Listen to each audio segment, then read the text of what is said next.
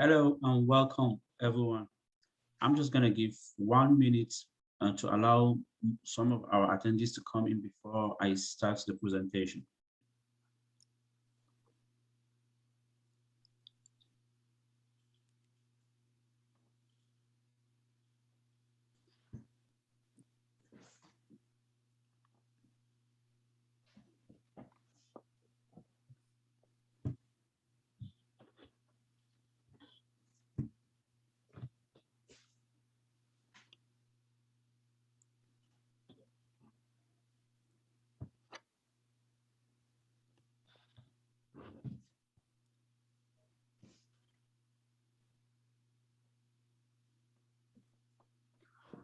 Okay, good afternoon once again and welcome.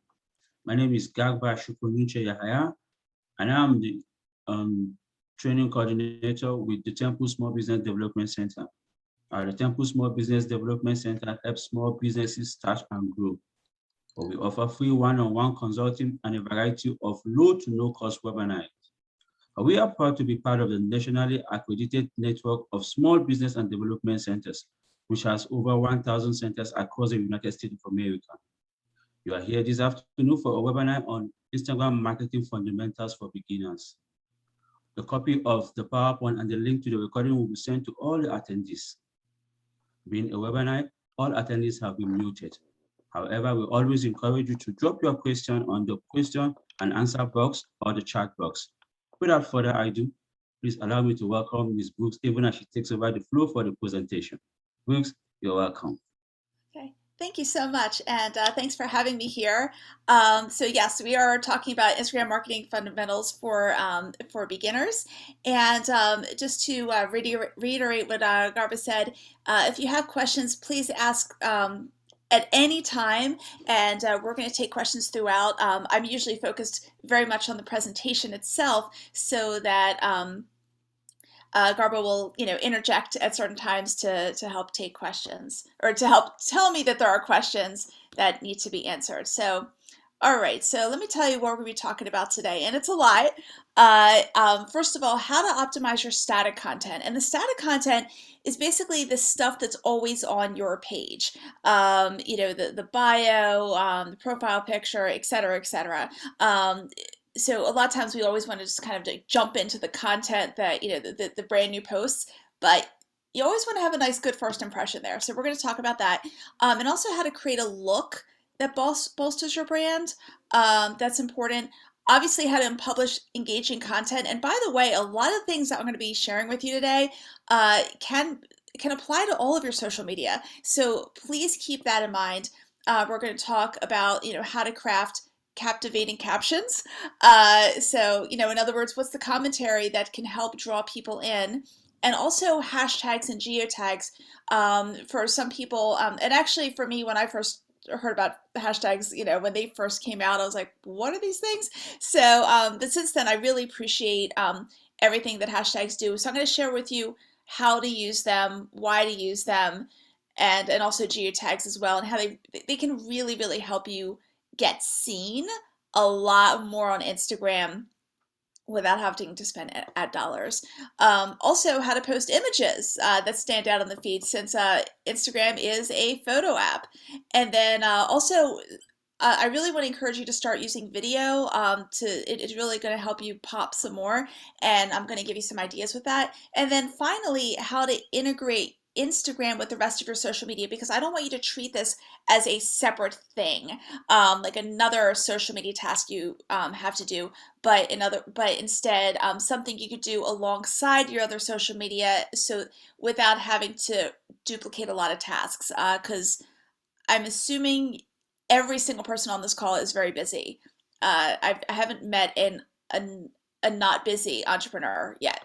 So, and just to be super clear, this workshop is basically if you're an entrepreneur and you already have an Instagram business page. Okay, it doesn't have to really have much on it, but you have one. Okay, and you appreciate the fact that mastering the fundamentals is super important to having a really good showing on Instagram. A lot of times people go straight for the bells and whistles and doing polls on stories and la la la. But you know what? If you don't master the fundamentals, you want to master the fundamentals, and that is actually going to help you shine more than anything else. All right. Um, so in the so first of all, some things about your static content. If you do want to make any changes, you can make changes either on the phone app or desktop. On the phone app, you have more choices. What I'm doing is all of my screenshots are from my phone, just so you know, and I've tried putting arrows or circles or other things to point you where things are. And just as a reminder, you'll be getting a PDF of this presentation, so you'll be able to see certain things if you kind of need a refresh of where to go. So, okay, so in other words, if you go to that edit profile button on your page on Instagram, you'll see it right there, and you can go ahead and edit. And all right, so some basic things that they're so often overlooked, but I'm telling you, these are super important. So at the very top is going to be your username. Those are like that's usually it's the name of your company, and it's all smushed into one word, all lowercase. Use the name of your company. Okay, I strongly recommend that. It's really just going to help you with your branding more than anything else. But then the next thing, and we're just going to kind of work down here. Now the logo, okay. Typically it's going to be your company logo, and I want you to optimize it. So if, for example, you put it in there and it's blurry or it's not all fitting, then do what you can to, you may have to work on the graphic a little bit, maybe add some white space around the graphic so it does fit, or find a higher resolution version. But again, when people are visiting any of your social media pages, including Instagram, you want to get this right. You want to get your logo right. So make sure to take the extra, if you need an extra 5-10 minutes to get it right, get it right. I will tell you that if you are the brand, okay, of your company, for example, you're a realtor, you're a life coach, you're something where people would think to look for would think of you more than anyone else, then it's okay to put a headshot there. But otherwise, I would put a logo. Also, I've noticed that sometimes logos have a little bit, like they have like the main part of the logo and then this little teeny tiny tagline. If you can't read the tagline on the phone, don't have it there. Just have the main part of your logo. And again, just make sure it's crisp, it completely fits in with the space, and it's easy enough to understand. And in terms of the name, you can go different ways with this. Typically, it's going to be the name of your business, but again, if you are your own brand, you could put your own name here. There's a life coach I know. He's actually a digital nomad, and right now he's in Honduras. He's one of my clients, and the name of his life coaching company is the Blacked Out Buddhist. Whole story with that. But so Blacked Out Buddhist is the name of his company at the top, but his name that appears where you see the arrow right here on the screen has his name, which is Chad Curtis, because people are more likely to think of him there. So think of how would people be searching for you / your business on Instagram? And you think that if you think they're more likely to search for your name, put your name. If you think they're more likely to search for your business, then put your business. And also, so yeah, I'm sorry, I'm like getting carried away here. Okay, business category. If you haven't added one already, make sure to do so, and you'll be able to again do that in the edit profile section of your page. Now the bio, I want you to spend a lot of time on this, okay? And it's time worth spent.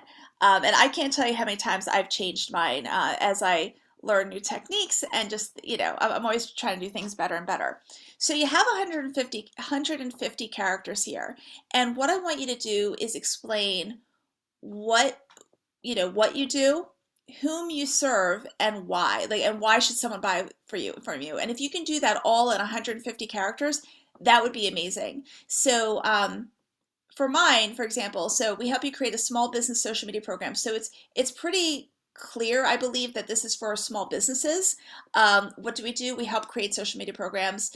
And why? Because ours help get results, and basically we try to help entrepreneurs be proud of what they do. So we're trying to put the why in there. I also have underneath it, you'll see a little emoji. It says one-on-one strategy, because that's really my bread and butter right there.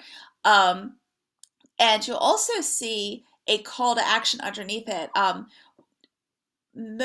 get to the link soon, but I will tell you, most people are going to put a link to the website there, and you could say, check out our website, and have a downward arrow emoji. For me, my focus is my YouTube channel, so I always put my latest YouTube video there. So that's what I'm doing, because that is what's important to me. And I'll give you some other ideas as well. And by the way, my YouTube channel has like 80 plus videos of tons of free training on tons of stuff.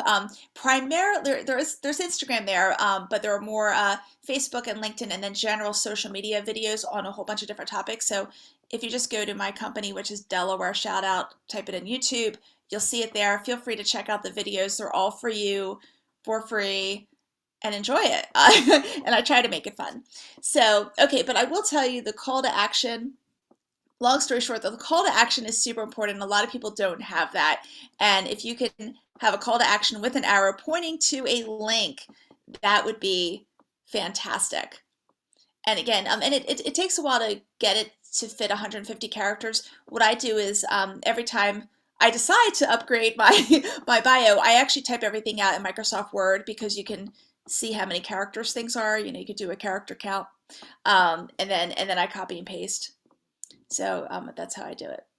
Okay, sorry, just a second. I'm like looking for my downward arrow button. There it is. Okay, now let's say you have a whole bunch of links that you want to share to people. Maybe you have a website, but you also want to send people maybe to your YouTube channel, or maybe you have a blog in a separate area, or maybe you have you have different links. There's a if you Google Linktree, it's a free service that allows you to have multiple links, and basically it's like you create your own landing page with all your links there, and it has like little buttons I'll show you, and then you get a single link for that landing page with all of your links, and then you can put it there.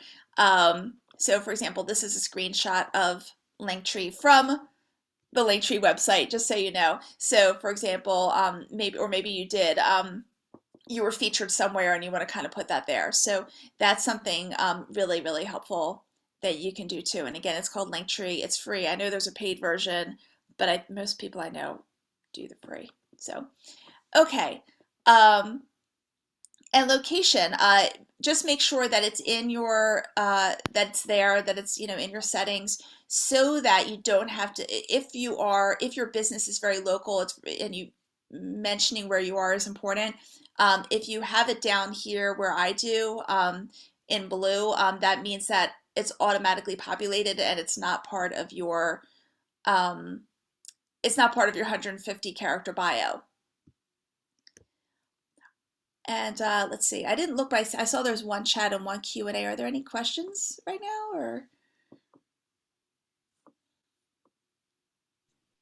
I think we have a question from Bob. Yes. He was like, any update on using Linktree? We had our initial Instagram account shut down for using Linktree. And it was wow. I wonder if, I don't know if there were certain links within the Linktree that they didn't like, but I know tons and tons and tons of people who use Linktree and have never had a problem. So I don't know why there would have been a problem with that. That's like literally, I'm sorry that happened. I'm very sorry that happened. That's the first time I've ever heard of that happening. So because I've never heard that problem before. I've always had people have really, really good luck with Linktree. So I'm sorry about that. Okay. It could have been something about the nature of one of the links in Linktree, possibly. I'm not sure. Yeah, Bob actually said that happens like 2 years ago. Okay, so maybe try again if you're willing to. Yeah, I haven't heard of a problem with that. Okay. I have one here from Jana. She was like, I have heard Linktree isn't preferred by IG. Do you feel that that's the best link aggregator? I've heard of others like flow quote or milkshake. Gotcha. Well, I will tell you, social media, thank you for asking that question. Social media sites in general don't like it when people are taken off of their site. So for example, Facebook wants to keep people on Facebook, Instagram wants to keep people on Instagram, et cetera, et cetera. So anytime there is, I think the issue with, not the issue, but I think what might be a little bit of a deterrent is if you have a link that gives people access to multiple links, then um, how do I put it? It's basically giving people more opportunity to get off of Instagram. I will tell you, I mean, I'm a real big believer on just having people go to one thing. I think that you're more likely to get people to go to one thing than to have to choose among several. But sometimes a site like Linktree, and you can always try something else if you think that would be better. But I think it's basically this going to be the same philosophy, really. And again, I've had a lot of people who love Linktree, have had a lot of, just they swear by it. So, and by the way, Linktree, like they don't like they're not a sponsor of anything I do. Just so you know, it's just I'm basing this off of experience. That's all. Thank you for asking. Oh, yeah. I've got a couple of questions here from our chat box. Diana is actually asking, how do you get the arrow button for a link to a web page or for Linktree? Oh, wait, had okay. Actually, let me pull up the chat just a second. Bear with me. Yeah, I think she means the arrow emoji. Oh, the arrow emoji. Oh, okay. Um, okay, gotcha.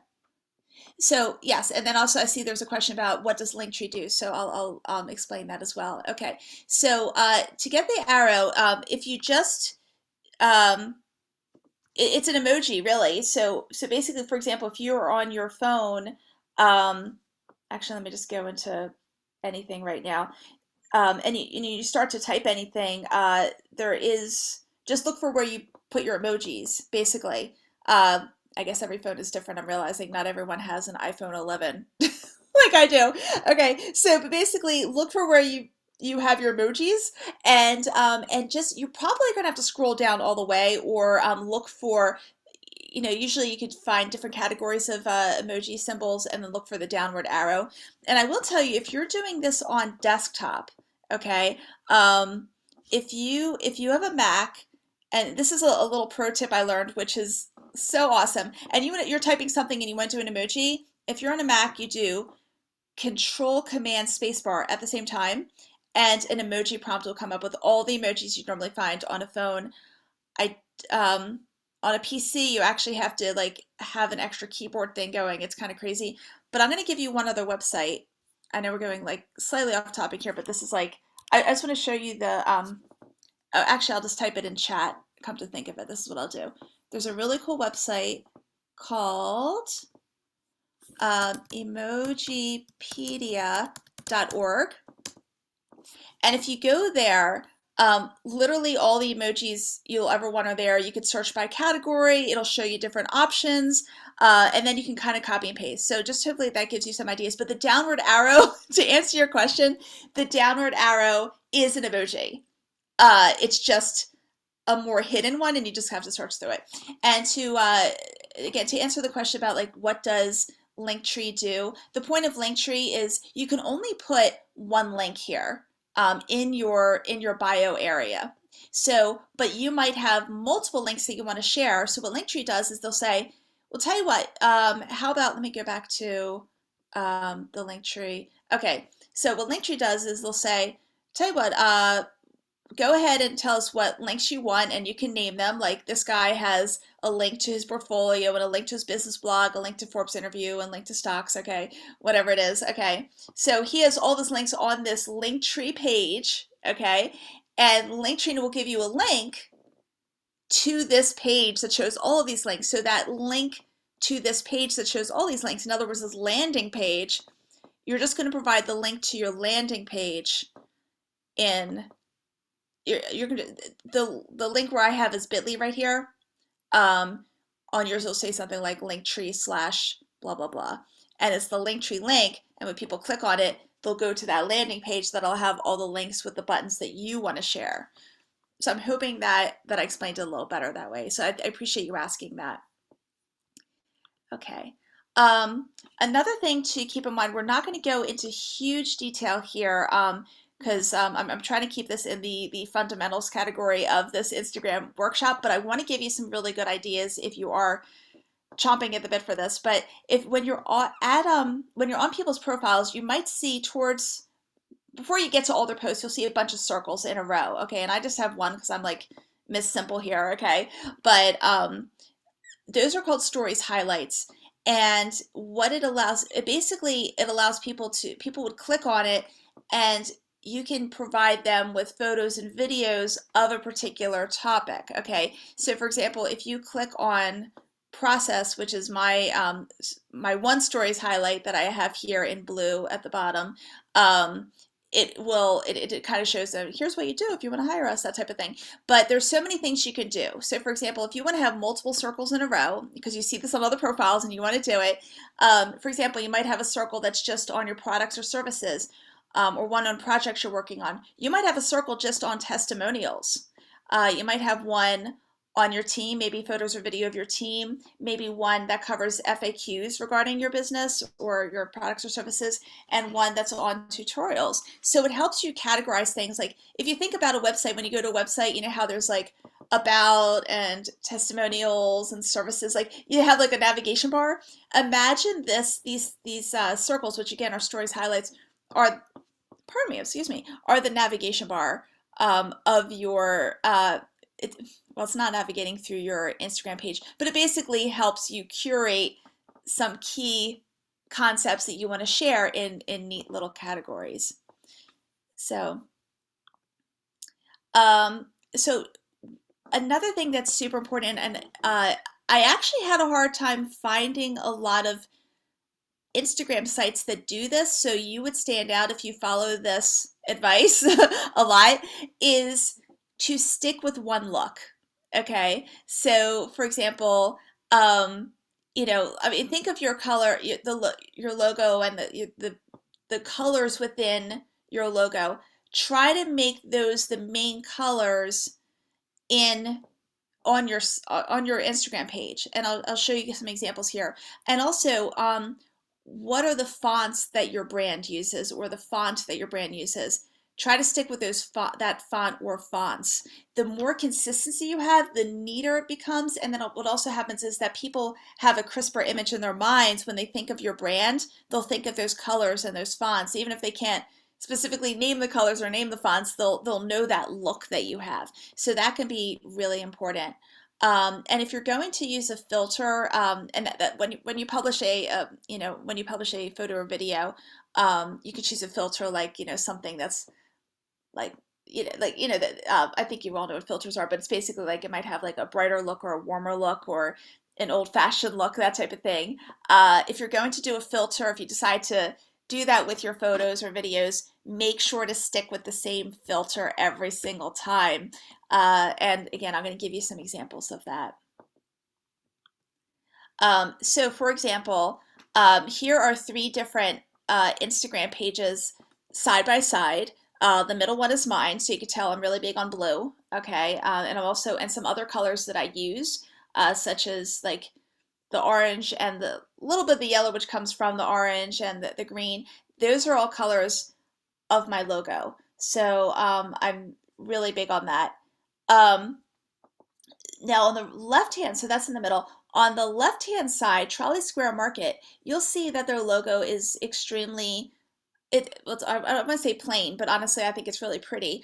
But it's all black and white. And you'll see that their posts tend to have a black and white feel-ish to them. I mean, they're clearly in color, but they don't have anything, they're really sticking with one style. Okay. And then on the left, this is actually one of my YouTube instructors. Her name is Ingrid, and she's also a mixed media artist. And you'll see some of the same general types of colors going on on her page. So again, you have this cohesive theme going on. So now, if you don't have one already, that's okay. don't erase what you have, just add new, just make sure your new posts are more cohesive, and that's all you have to do. So that's what I recommend. Before we go to the next thing, are there other questions I can answer? Yes, please. We have a question from Jenny. What do you recommend for location if your services are all virtual? Okay, gotcha. Just a second. Okay, that was in Q&A. Yeah. Okay, gotcha. If your virtual service are virtual, that is an amazingly good question. I've gotten that question before. It's funny because we will be talking about location. What I've seen other clients do, which I really like, is to, if you have, even though your services are virtual, maybe you have target locations. Like, let's say you're trying to target the New York metro area as an example. You might put New York City, or or maybe Chicago is one of your areas. So you can always, in other words, do different geotags throughout. Like for each of your posts, do a different geotag. You could always do something like that. If you don't have something like that going on, then I'm just trying to think. The other option is just to do the geotag of where you're based, because I will tell you that even though your services are virtual, it helps people become more familiar with you, to know, like, oh, this is where they are, because we're still connecting. Even though we're buying something virtual, it's still humans connecting with humans. I know on LinkedIn, for example, if you put your town name and state, rather than, like, for example, I'm in Newark, Delaware, and believe it or not, it's algorithmically, and also from a connection standpoint, it's actually favorable for me to put Newark, Delaware, which only has 30,000 residents, instead of greater Philadelphia metro area, or instead of United States. So you might want to consider, if you want to, like, help have a little bit of transparency and show people where you are, you might want to consider that too. I know I just gave you two different options, but hopefully one of those can work for you. So thank you for asking that. All right, so let's talk about engaging content. And I will tell you that this is super important, okay? The Instagram algorithm favors content with higher engagement rates. And what I mean by that is, let's say you have, quote unquote, just 100 followers. And I just say just because, but if those 100 followers are like a fan club of yours, they love you, and, they're, and every time when you post something, let's say 10 of them engage, which actually is a really good engagement rate, okay? So that's a 10% engagement rate. Instagram is more likely to put that post at the top of people's news feeds than they are a post that has 10,000 followers, but only 10 people have engaged with it so far. So because so I one thing I'm not covering in this session, for a reason, is, like, how do you gain tons and tons and tons of followers? It's really just putting out really good content, honestly. But I will tell you, don't fixate on the size of your audience. Fixate on producing great content, so that even if you have a smaller audience, you have a much higher engagement rate. In other words, there's a higher percentage of people who are engaging with your content, and then Instagram is more likely to push out your post to even more people. So keep that in mind. The other thing I want you to keep in mind, and this is, everything I say is like, this is super important, this is super important. It's all super important, okay? but really, really, really, really, this is crazy important, that this is to apply not only to Instagram, but all of your social media. When you put a post out there, your competition isn't so much it's not really your industry competitors. Those aren't really your competitors on social media. Your competitors on social media are the other posts in the newsfeed that your audience sees. So, when you go on Instagram, or you go on Facebook, or you go on LinkedIn or Twitter or wherever, when you go on there and you're scrolling, you're probably not going to stop at every single post. You'll probably scroll a bit, and then eventually you'll stop at something that really catches your eye. Our goal today is help me to help you see how to create those posts that people stop scrolling and stop at your post and scroll through everyone else's, or mostly everyone else's. So that's what I'm trying to do here. So your competition are the other posts competing for everyone's attention in the news feed. And how can you stand out? So some things that you can think about. One of them is, whenever you can, try to tell a story. And I'm not talking about like you have one post that's like tells the beginning of the story and then another post tells another part of the story. I'm just talking about like things that bring people into your world. So for example, let's say you're setting up for a particular you're setting up for a particular event. Maybe you want to have pictures of the setup or something like that, or we finally got blah blah blah up after da da da, and you're showing it. So in other words, you're showing people the process of what you're doing and the fun that you're having. I also recommend, anytime you can spotlight a customer of yours, just one of your favorite customers or most loyal customers, or spotlight one of your team members, do that. And you'll just write 2 or 3 sentences with a photo or video. Again, it just depends on what your customers or team members are comfortable with. And do that as well. That is amazing. If you're working on a project, share that. Testimonials, and I'm going to show you how to share testimonials. If you could do it as a video, that's great. If you want to do it as an image, I'll give you an example of what that can look like. I recommend Canva, by the way. I'll tell you more about that very shortly. But testimonials are great. And by the way, anytime you're pushing for a testimonial, and this is with Instagram as well as for your website, for Google reviews, for all of your social media. If you have a customer who says, "Oh my gosh, you're great," I just want to tell the world about it. Okay, well, it'd be really great if you could provide a testimonial like my website, and if you could, please share what your life was like, or your business was like, or whatever, before working with me and after working with me, because the testimonials are best when you can show a before and after. So I don't always end up getting a before and after, but I do get really good testimonials as a result from that. Other things, like if you are, and again, I'll show you an image for that. If you're attending an event, or you're sponsoring an event, you could, show pictures or videos of that. If you just earned a certification, that makes you even more qualified to do the profession you do, share that. And again, if there are other local events you want to promote, share that. I'm giving you some ideas, and I will tell you again, all of these ideas, all these content ideas for Instagram, don't just have to be for Instagram. You could do it for all of social media, all of your social media, and it also happens to go on Instagram as well. So for a branded, if you want to do, I'm sorry, this looks like I'm trying to advertise myself. I'm just trying to give you an example of what a testimonial would look like, okay? But this was a real testimonial. But anyway, if you have quotes from your clients and you want to figure out the best way to show that on Instagram and your other social media, what I recommend is creating a template that uses the colors and stuff like that.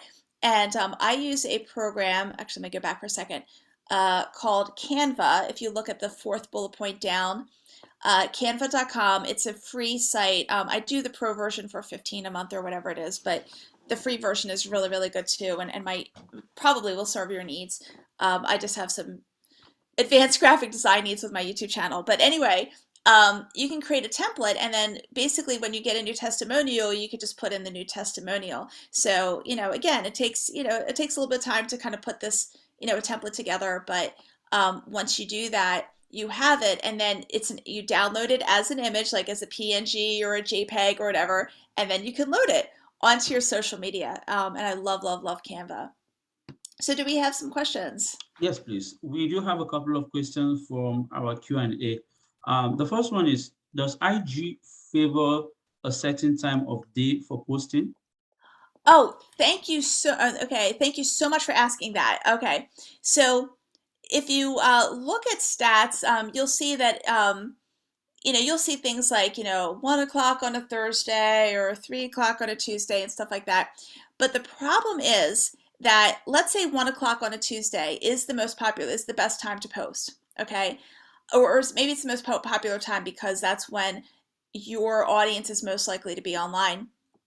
The thing is that it could be that 3 o'clock on a Wednesday is almost as good, or 4 o'clock on a Saturday is practically as good. It's not quite as good, but almost. So what you don't want to do is just post on a certain day and a certain time, ignoring all the other times that are almost as good. It's kind of like the best analogy I can think of is if you ever like you go in your GPS, you're about to drive somewhere, and then it gives you three different options. One takes 47 minutes, one takes 48 minutes, and one takes 49 minutes. And so it chooses, you choose the 47-minute route. Well, the 48-minute route, 49-minute route are practically the same. It's only off by a minute or two. So um, everyone has different usage habits, and it has different lives. So you don't want to just hit the 1 o'clock on Tuesday people and ignore all the other days of the week. So, and that goes for all of your social media. So what I do is I post on weekdays and weekends, and I pre-schedule everything in advance. So it's all written way in advance, and then the posts go out when they're scheduled to go out automatically. But I post all the time. The only time I don't post is like in the middle of the night. It's not going to be at 3 o'clock in the morning, or 1 o'clock in the morning or something like that. Unless you're selling mattresses for insomniacs, then that might be a good time to do it. But otherwise, I wouldn't do it. Okay. We have one from Stephanie, Mhm. and she said, "What counts for engagement? Stuff like comments, likes, and the rest of them." Yes, thank you. Okay, so actually, the answer is yes, all of it. Anytime someone is interacting with that post, and it's an engagement. And by the way, what that also means is, let's say someone comments on your post. Definitely like it if you want to respond back, because when you like the comment, guess what? That's another engagement. And then you comment back on the comment, that's another engagement. So that increases your engagement rate, even though some of those engagements were from you. And that helps the algorithm. And that actually applies to all social media sites. That is the case. And actually, you should be interacting with your interactions. I know that wasn't your original question, but I think it's important to share that. So thank you. Okay. Kim Lawrence is actually asking, what do you have the client sign a waiver granting permission to use their testimonial stroke photo on your site or social media? Gotcha. If they, what I do is, if they already have provided a testimonial that is publicly, like it's on my website, for example, then I'm just going to put on social media. I guess probably the best thing would be to ask them, but I will tell you, if they've already emailed you their testimonial, and you've already emailed them back saying thanks, you put on the website, it's already in a public place. All you're doing is taking those words and showing it somewhere else. I think and keep in mind that the testimonials that I'm showing, I'm just doing the words. If you were to do the photos well, you might want to go ahead and ask. It starts getting a little more personal that way. It doesn't hurt if you feel you need to go ahead. Again, I'm not using the photos, and they've already posted it publicly somewhere. Okay, that's great.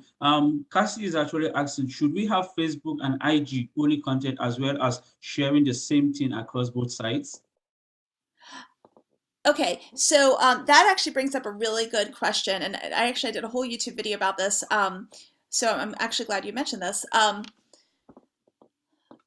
What the social media pros will tell you is that you should have completely different content on Facebook, on Instagram, on LinkedIn, on Twitter, and all that. But realistically, for a business owner, a really busy business owner, that is completely unrealistic.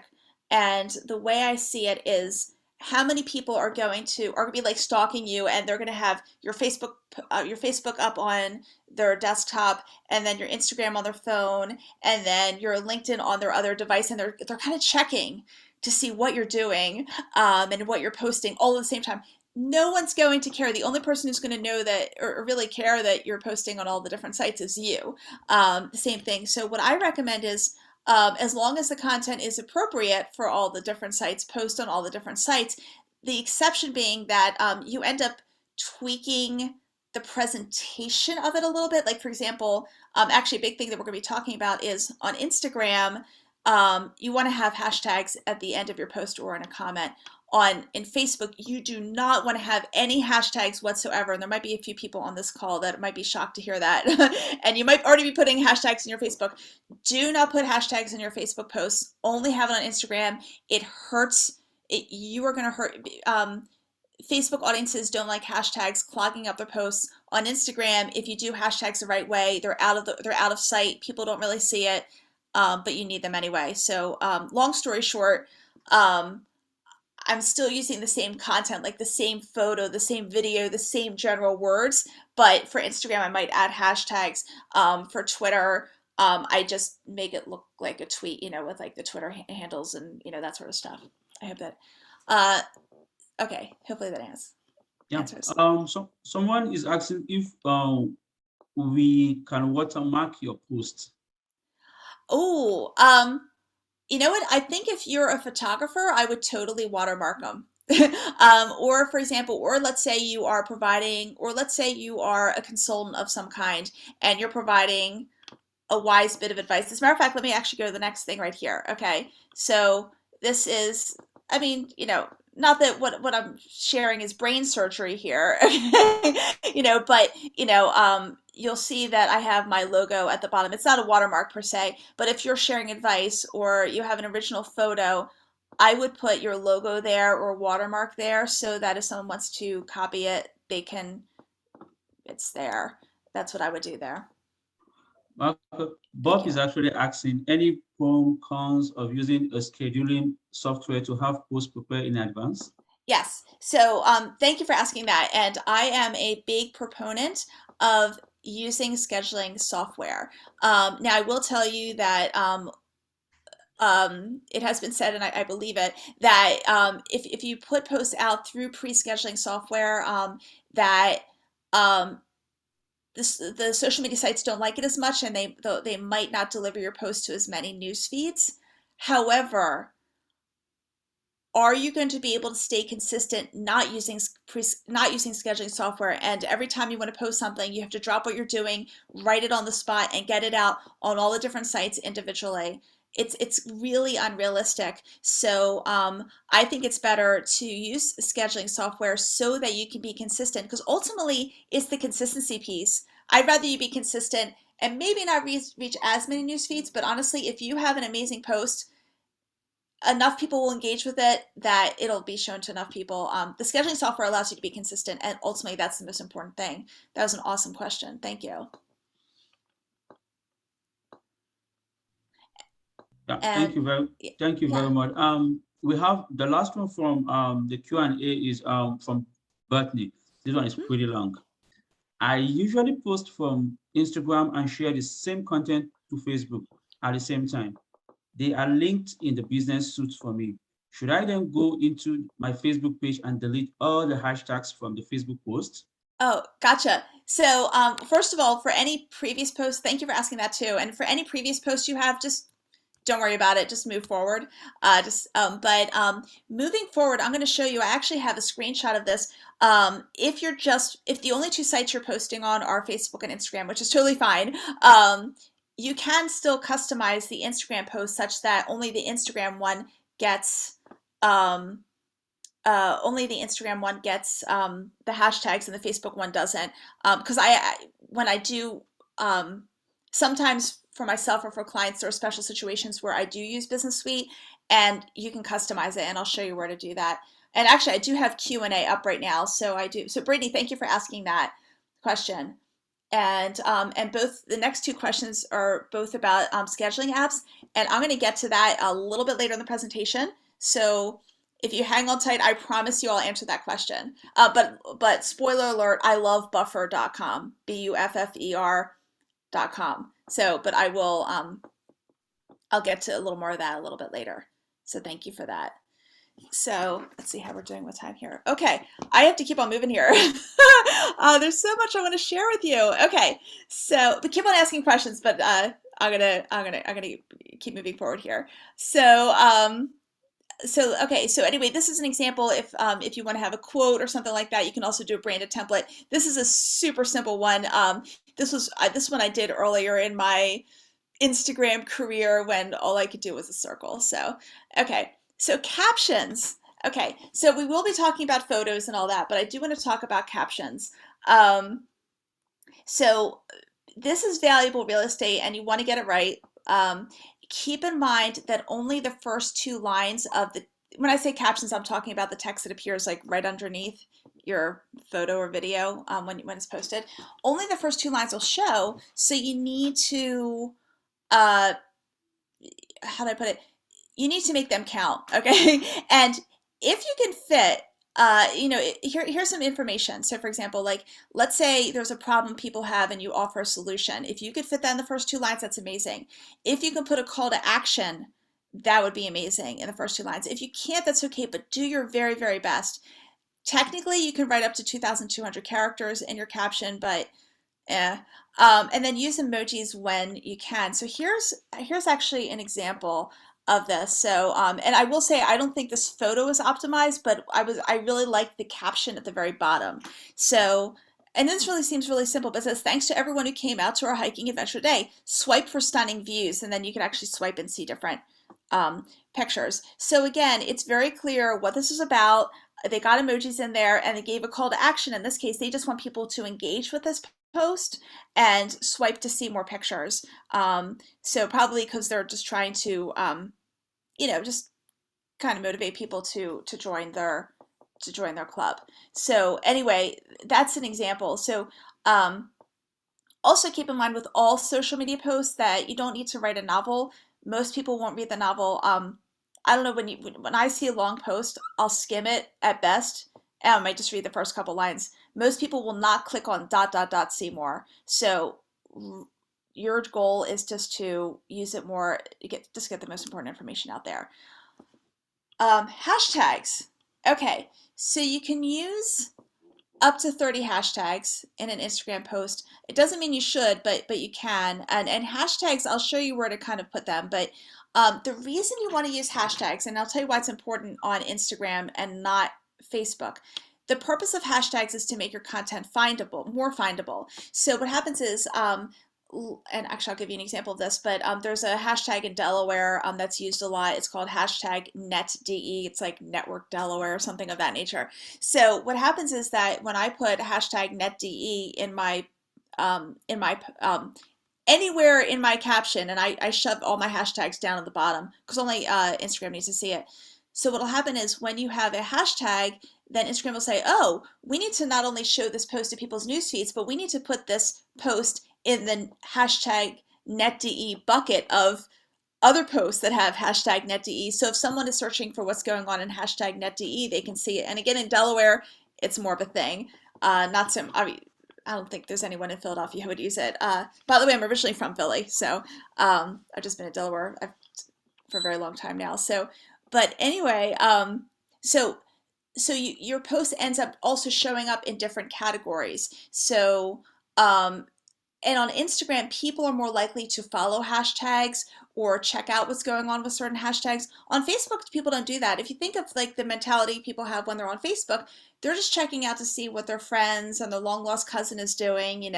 They're not saying, I wonder what's going on in the hashtag NetDE or anything. They're not doing that on Facebook. So when you put hashtags on Facebook, that's why it clutters a Facebook post, because it just is, it's visual clutter. And remember, we're all visual people. On Instagram, you need the hashtags so that, because they serve as keywords for Instagram, and only Instagram needs to see it. The people don't need to see it, so you can shove your hashtags all the way at the bottom with line breaks and stuff like that. When you're typing in hashtags, they'll give you suggestions that'll appear when you're typing. I'll show you that what I recommend is researching your hashtags in advance and basically having them handy for you so you can cut and paste. There are different options there. And also avoid the most popular hashtags. So for example, I stopped putting in hashtag social media because you know how many posts there are in the world that have hashtag social media somewhere on the post. So the chances of my Sorry, I need a drink of water. Sorry, I'm talking a lot. So the chances of my post showing up at the top of hashtag social media, if someone were to see what's going on with hashtag social media among all the other hashtag social media posts in the world, it's ridiculously low.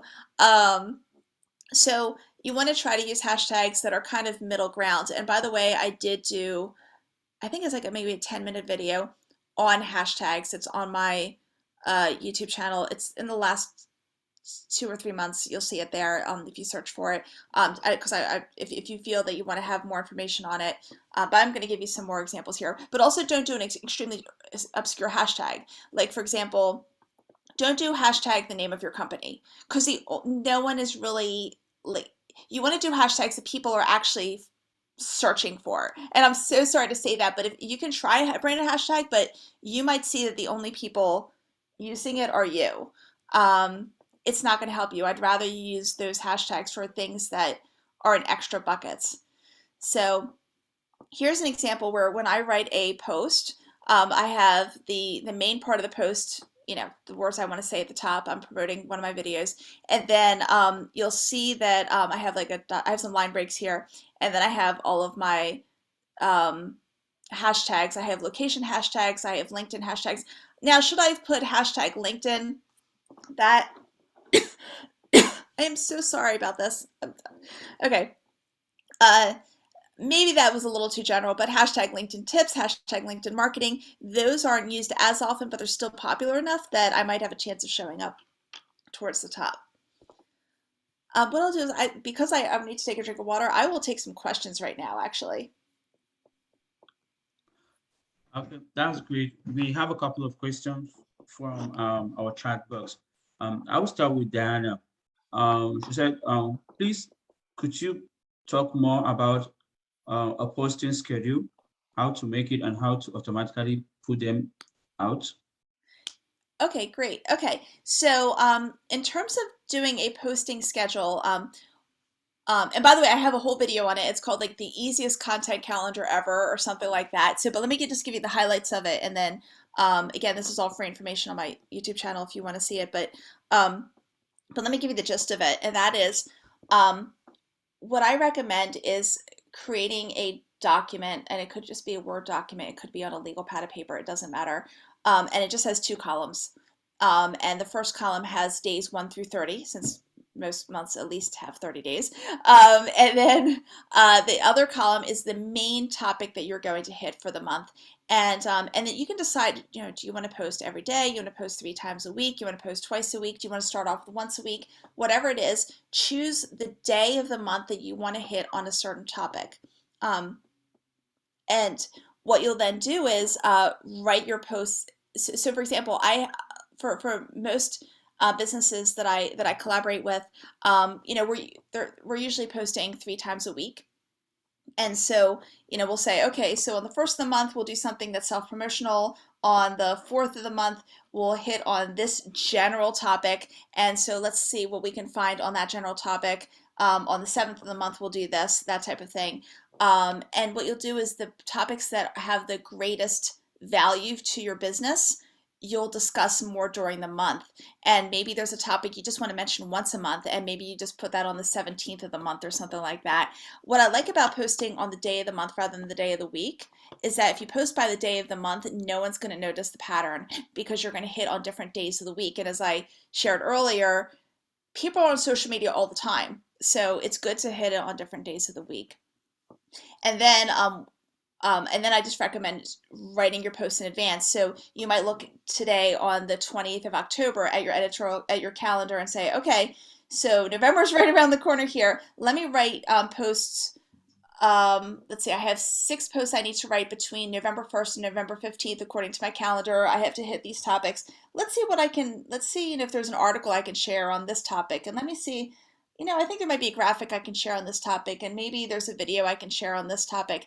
And you could basically write your post in advance and then use a pre-scheduling tool like buffer.com, or there are other ones like hootsuite.com, but I like Buffer the best. Again, they're not a sponsor of mine in any way whatsoever, but that's how you can do that, and then the post can automatically go out.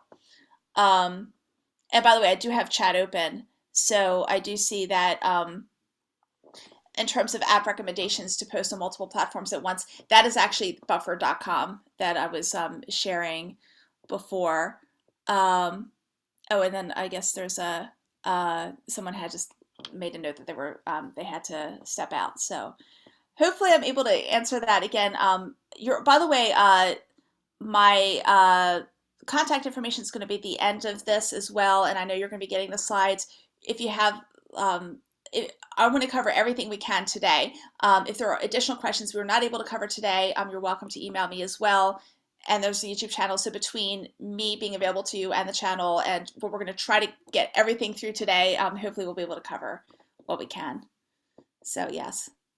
Yeah, I think we have like two from the Q&A to answer. The first one is from Daniela, and she said, does it matter if you put the hashtag in the caption section or if you comment on your own post and hashtag then? Yes, you could do it either way. You could do it either way. I'm just used to doing it at the very bottom, but you could do it. I think from an algorithm standpoint, from a Instagram noticing standpoint, it's going to be exactly the same. And I know there's a very awesome marketing agency that I collaborate with sometimes, and they put it in their comments, and they said there's no difference. So it looks like it was the same general type of question that came up by Heather as well. So great minds are thinking alike here. So awesome. Thank you for asking those questions. Okay. So yes, and I answered that question. So it was the same thing. So thank you for that. Okay. All right. So this was an example. I'm sorry. Let me go back a second. So you'll see somewhere in here on the third row of hashtags, the first one says NetDE. If you were to click on that, you'll see here are the NetDE posts. Okay. So this will just give you an example. So again, you have a chance of showing up in a particular hashtag if you put that hashtag somewhere. And it could be all the way deep down, but somewhere in your caption. Some ways that you can save time with hashtags. What I don't want to do is have you retype these hashtags every single time.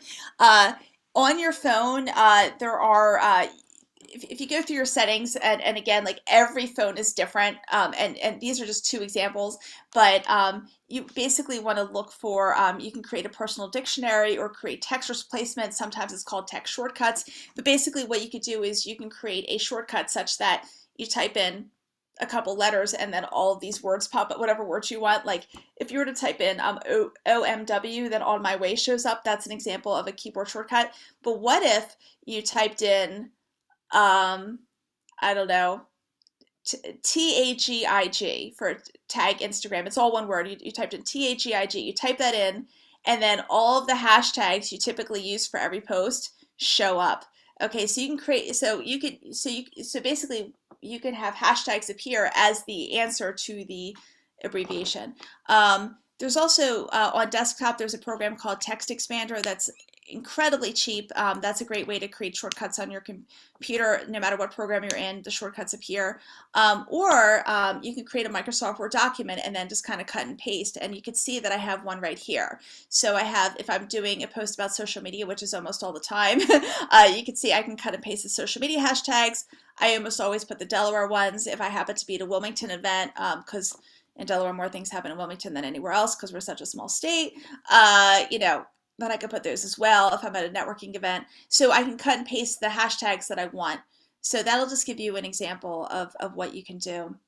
Also, and there was already a good question about this earlier, you can do geotags. So a lot of people do skip this step, and I do recommend it immensely. So when you're about to post, and on if you're posting, for the person who asked about Business Suite, you can put in your location on Business Suite as well. So basically put in the location of where you are, no matter what, whether it's your actual location or a location that you're trying to market, put a location, because some people do check out what's going on in Newark, Delaware, what's going on in, in Philadelphia, Pennsylvania, or whatever it is. So definitely put that in there.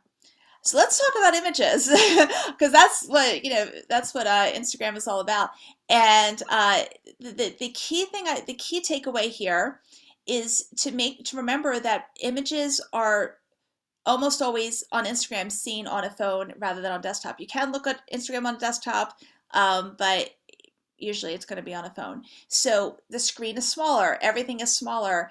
Can people understand what this image is about and really at a glance, at like a 2-second glance, get what your image is about? So things I want you to stay away from are photos that are kind of dull or dark. Okay, and I'll show you and whether you are whether your photo is on your computer, whether it's on your phone, whether you're doctoring it on Instagram itself, um, you can always edit a photo. Like there are always photo editing options on no matter what device you're on. And what I recommend is increasing the brightness and exposure and saturation. So you look for those words in your whatever photo editing app you're using, and do those things, and I'll show you what a big difference it can make. But also stay away from collages. One might think, oh, well, the more I show, the more exciting it is. No, the more you show, the more confusing it is for the human brain. Human brains respond to single images. And then what you want to do is, and just make sure again that it's, bright and bold. You don't have too many words in the image. Try to keep as minimal as possible. If you have key details, put it in the caption. That's really important. So here's an example of a not so good photo. Believe it or not, all of those words that you see there, that's an image. And I'm showing it to you like for those of you who are looking at a desktop right now, I mean, it's even small on a desktop. You can imagine how hard it would be to read on a phone. So this doesn't do anything. It would have been better if they had just taken this image at the very, very top and simplified it even more. Maybe, if they just had these people here and it just said something like, you know, can't resolve a problem with the IRS, and then that's it. And then all of the, and then, maybe that just says problem solving day. And then all of the details are in the caption. So that's a way that you can go ahead and, so that would be an example of fixing that. Here are some examples of good images. Okay, so you can see the difference. Now I'm not saying everyone has, is that a Ferrari? Yeah, everyone has a Ferrari or a cute puppy with pumpkins or or something cool to drink. But the key is that these pop and words don't. So I'd rather you try to find some striking photo, and then use the caption to complement it. More than anything else. Another thing that could have been done with the tax day, let me just go back just really, really quickly. They could have actually just shown a person, and for those of you who have can see me talking right now, like if they could show the person kind of like this, like, or or like like showing an emotion, and that's the photo, and then all the details are at the bottom. They could have done that too. Okay, so in terms of increasing brightness and exposure, what I did was here on the left-hand side, this is an actual photo that I found on Instagram. I think it was like a party planning or event planning company. And then what I did was I took that photo and I just increased the brightness and the saturation. So in other words, I just made it brighter, and then what saturation does is it makes the colors more colorful. So yellows become more yellow, greens become more green, that type of thing. That's all I did. And you can see how this is a much more beautiful photo. So do this with all your photos on all your social media. It is worth the extra step. And I'd rather you post just twice a week instead of 5 times a week if it means you have to spend a little bit of extra time making that post just a wee bit stronger. It's going to be completely worth it.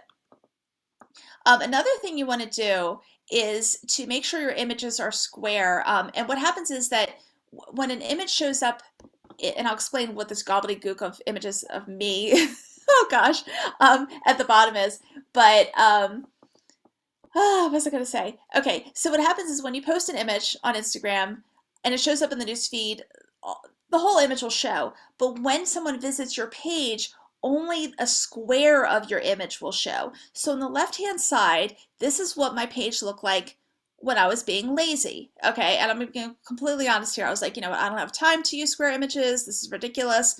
And you can see just on the left-hand side, there's 6 posts on the left-hand side, except for one of them they're all bad. Like the words are cut off, or my face is cut off, or whatever, or mostly cut off, or whatever it is. And then you'll see on the right hand side, I told myself, I'm like, and by the way, I will admit my errors, okay? On the right hand side, you'll see this is what it looks like when I actually decided to fit everything in a square, okay? Um, and by the way, all of these are like they're all thumbnails that relate to a video that came out, so that's why they look the way they do. There's one that looks completely cut off. It's the one that talks about looks like I'm scared kind of thing, and that was supposed to be cut off. That's actually on purpose, but you can see the difference. Your page is going to look a whole lot cleaner. My page looks a whole lot cleaner now that I did this, and if you visit my Instagram page, you're going to see the before and after if you scroll a little bit. It makes a difference. So I do recommend that.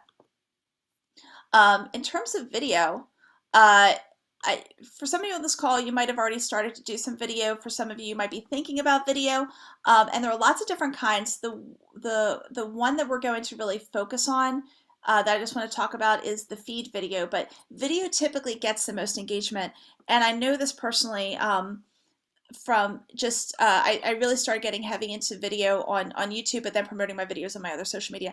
I started doing that about a year and a half ago because of the pandemic, and I will tell you, like, my social media engagement just in general has it's just so much better now. Even promoting, a video that's not even on the platform, it's gotten a whole lot better. Just like everything has gotten better with my marketing since doing video, and it's been completely worth it. But there are different kinds of videos. So there's feed video, and that's the video that shows up in someone's normal news feed. They go on Instagram just to see what's going on. They're scrolling. That's feed video. Story video, there are, when you go on Instagram, there are a bunch of there's circles at the top, basically. Those are stories, and they're only on for a limited bit, but they only last up to 15 seconds for video, that is. Reels is a newish thing that's basically Instagram's version of TikTok, and you could do a video up to 60 seconds. You could do Instagram Live up to 4 hours. You could do IGTV, which is up to 15 minutes, or 60 minutes if you're loading from desktop, blah, blah, blah, blah, blah. But if you're going to get started, we're talking about the fundamentals here. Let's just focus on video for the feed, okay? So we talked about lots of different content ideas. We talked about, team member spotlights, or FAQs, or tutorials, or, events you're doing, or tips or anything like that. So think of all of those things, and if you want to do it in video form, do it. And all you need is your phone. You don't need a special camera or anything like that. If you want to pre-record it, you can pre-record it. And I will say, video is especially good if you want to give like a quick tutorial or a quick tip about one little thing, that might just last about a minute or something like that. You're just talking in the camera as if you're talking to a customer, saying, question I often get is da da da da da. Well, let me tell you, and then you answer the question, okay, and just look in the camera and smile, and that's it. It can be super simple. Be yourself. I can't emphasize that enough. Customers are going to gravitate towards real people who just show themselves to be real. And so the more you can just be yourself, the better. I know it's really unnerving talking to the fisheye of a camera, majorly unnerving, but you get used to it. And then what I also recommend, there's a website called rev.com, and that allows you to have captions put on your videos. But one thing they do is they'll allow you to quote unquote burn in captions. In other words, you send them your video, okay, and then they can put the captions like in the video itself, okay, like in it, and you can and you'll be able to proofread the captions to make sure they're good beforehand. But I know that Facebook and Instagram and YouTube and all that, they can actually do auto captions, but they can sometimes not be really good. So Rev is a lot better, and they only charge $1.25 per minute. I think it's $1.50 per minute if you're burning it in. But basically, it's totally worth it. And if you're doing, the reason I recommend captions is because I think it's like 85%, it's around 85% of people look at social media with the sound, like watch videos with the sound on social media with the sound off. Let me say that again. Okay, 85% of people watch videos on social media with the sound off. So if they just see you with your lips moving, but they don't understand what you're saying, it's not going to help. And now this way, they can actually watch your entire video and get the value of the video without having the sound on. So that's why I do recommend that. And then, so in terms of, I kind of alluded to this beforehand, in terms of integrating everything, what I usually say is, post, basically post the same stuff everywhere. And if what you're posting happens to be an image or video, then also make sure it goes to Instagram, and then you'll just kind of add the Instagram hashtags at the end. And you can use third-party tools like buffer.com. Again, they have a free version. I think you could hook it up to 3 of your social media pages. I think Hootsuite does not have a free version. I think Hootsuite is a little clunky. More people have heard of Hootsuite than Buffer, but I think Buffer is better. So I do recommend trying out Buffer. And then also, or let's say there was, the person who was posting directly from Facebook. If you're just on Facebook and Instagram, you're not on anything else, then you might as well just on Facebook Business Suite, you can basically post your Facebook, you can basically pre-schedule your Facebook and Instagram posts at one time. And I'm going to show you a screenshot of this, but when you get the copy of the slides, here are the directions right here. You go to your Facebook business page. On the left-hand side menu, you look for publishing tools. Okay, on the left-hand side menu, and then you'll see a blue button that says create post. And when you click on that, you're going to end up with on this page. It's actually a page that has 3 panels. I'm just showing you the first 2. And on the left-hand side, near the top, you're going to make sure that you check off the Facebook and Instagram. Like you want this to go to both Facebook and Instagram. You'll be able to put in your text. Again, we're all on the left-hand side now. You'll be able to put in the text and whether you want a photo or a video, the location you'll see is at the bottom. So you'll be able to fill all the details out. And then what will happen is after you fill out the text, right next to it on the next panel, you'll be able to see that if you, right now, Facebook is kind of checked off, you could say, in a blue button, but you'll see Instagram right next to it. So if you clicked on Instagram, you could say, okay, for Instagram, I just want to have the hashtags, and you do line breaks, and then you put the hashtags at the bottom. So the Facebook post, you don't add the hashtags to. On the Instagram one, you do. And again, you're going to do this on this panel on the right-hand side of this screen. So that's how you do that on Facebook. And most importantly, just have fun with it. There's so many things to experiment with. And I would love to hear, I guess we have some more Q&A, or I see some more chat actually. So I'm just gonna, okay, sorry, go ahead. Yeah, I think we have 2 from the chat. The first one is from Alice, and she's asking, for the photo editing tool, does Instagram offer it, or should we just use our phones? Yes, so Instagram does have editing capabilities, but I find that your phone will most likely have, actually my phone has way, way, way more than than Instagram can offer. Instagram will offer the basic things, in terms of brightening it, in terms of saturation. I'm pretty sure it has saturation. I'm pretty sure. But your phone is going to have all of it. I really recommend that. Okay. Cassie is actually asking, I've seen some places put their hashtags in the comment. Is that a good way to do it? Yes, it is. You could put it in comments, or you could put it at the bottom of your caption with some line breaks. Either way, it doesn't affect the algorithm either way. It's whatever you prefer. So that's just a style. That's just style preference, really. So yeah. And I have chat open, by the way, now. So thank you, Bob, as well, for your comment. I appreciate it. So anyway, actually, it's funny because I realize this is all in chat right here. But if there are other questions, let me know. If you want to share, what you've learned, that'd be great. I will tell you again, when you get the slides, my contact information is right here, so you have that. And again, I can't reiterate enough. Please feel free to check out the channel, my YouTube channel. It's Delaware Shout Out. That's just the name of the channel. tons of free content right there for you that I think will help you too. And of course, I'm always happy to answer other questions you might have. So great. That's it. That's what I have. So yeah, I was still thinking we have, one or two stuff to come up on, but if Brooks, thank you for a wonderful presentation. Even as we still wait for more questions to come up from our attendees. Thank you once again for a good presentation. Now to our attendees, I'm just going to post a 30-second survey link about today's webinar. Just as usual, we cherish your feedback, even as it helps us to improve on the services we provide to you at a no cost. So kindly take your 30 seconds and help us to fill out the questions, please.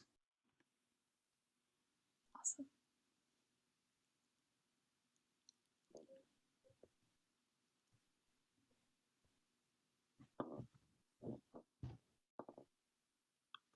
Okay. Oh, and I see a question in Q&A. I'll go ahead and answer that. I've been using IGTV recently with success, but I find it difficult to use the desired cover photo image I want due to sizing and ratio issues. Do you have any suggestions to resolve this, as not all websites work to provide the intended resizing results? You are asking an amazingly good question, and I actually don't have an answer to that, but let me do this. I'm going to see if I can, if you can email me, let me go back to this and send me this question. Let me see if I can find the answer for you, because I would like to know the answer as well to that. So yeah, if just email me, and I'm more than happy to see what I can find for you. So thank you for that. I wish I knew every single thing in the world, but I don't. So sometimes I need to look things up. Okay, before we wrap it up, once again, I want to use this opportunity to thank all our attendees for making it a day with us, and also use this medium to thank our presenter, Brooks. We thank you for taking your time, for the patience, and for a wonderful presentation. And to my fellow Temple Small Business Development Center team members, I also want to use this medium to thank you for your hard working and kind cooperation. Thanks once again to everyone, and do have a nice day. Thank you. Bye-bye.